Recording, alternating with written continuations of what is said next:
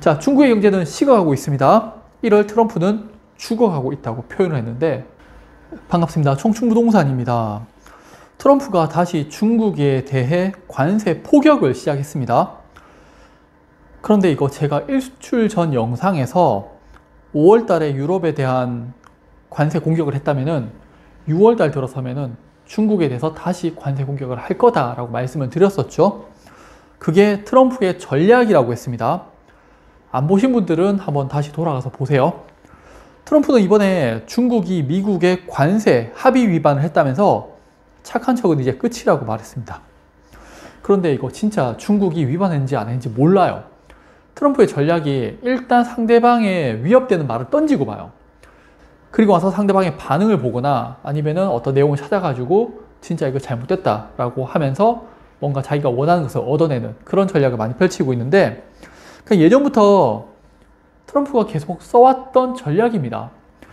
그리고 트럼프는 이 전략을 아주 만족스러워하고 있고, 중국은 사실상 죽고 있다. 그들은 완전히 파괴되고 있다.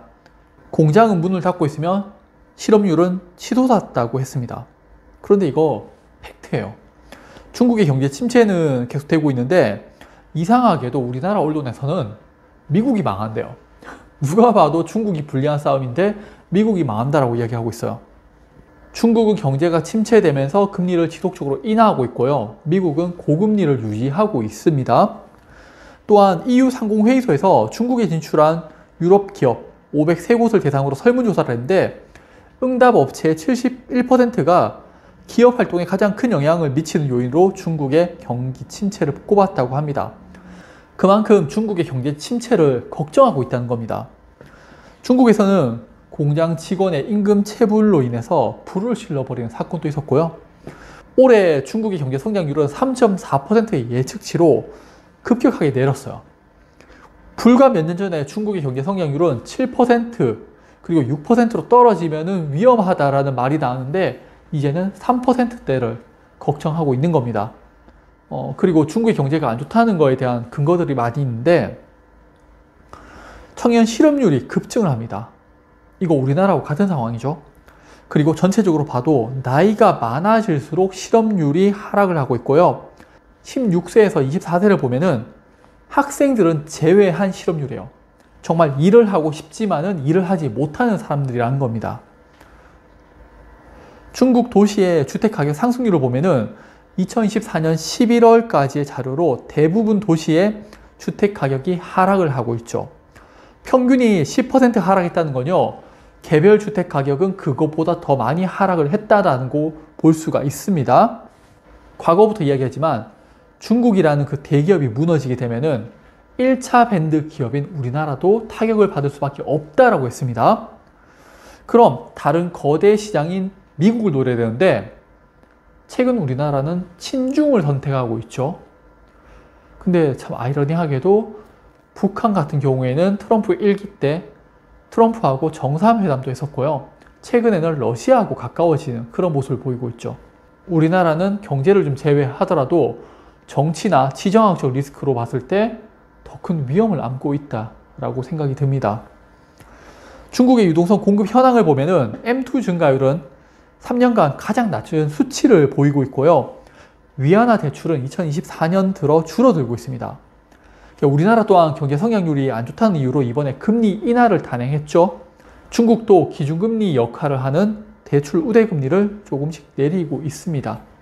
그리고 중국은 2024년 10월에 부동산 기업들한테 774조 원을 지원했고요. 올해도 411조 원의 경기 부양책을 쓰고 있습니다. 그러니까 경제가 안 좋으니까 돈을 계속적으로 풀어버리는 거예요. 투자은행들은 올해 중국의 경제 지표를 전망하는 내용인데 소매 판매, 투자, 산업 생산의 경우는 평이해요. 수출은 올해 상승률이 많이 줄어들 것으로 예상하고 있는데 트럼프의 관세 정책에 영향을 받을 수밖에 없는 거죠.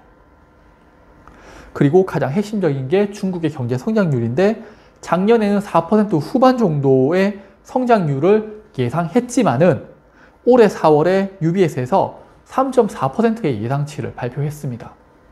즉 작년에 투자은행들이 예상했던 중국의 경제가 올해 들어서 급격하게 식어가고 있다라는 겁니다. 미국과 중국의 국채 금리를 보세요. 망한다는 미국은 계속 금리가 상승하고 고금리를 유지하고 있는데 미국을 이긴다는 중국의 금리는 계속 내리면서 돈을 풀고 있습니다. 다시 말해서 미국은 중국의 제품을 사주었던 국가예요. 부자 국가가 더 이상 중국의 제품을 사주지 않고 있는 겁니다. 그리고 자기들이 제품들을 직접 만들겠다고 하고 있죠.